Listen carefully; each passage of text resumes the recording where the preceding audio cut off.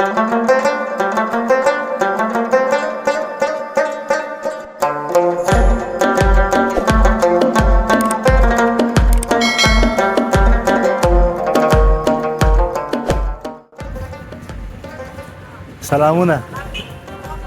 زه یم عمران عادل.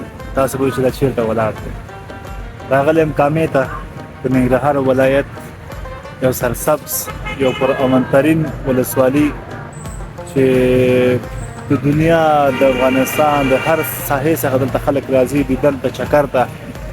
نو موږ خپله د ننګرهار یو او دلته تګ راتګ زموږ کامه کې ډېرې زیات وي. نو دلته زه راغلی یم چې ګاڼې ورته وایي. ګاڼې مطلب دا چې دلته ګوړه جوړېږي. ګوړه څنګه جوړېږي، په کومه طریقه جوړېږي، چې پکې استعمالیږي، هغه ټول وضع تاسو ته در وښیم.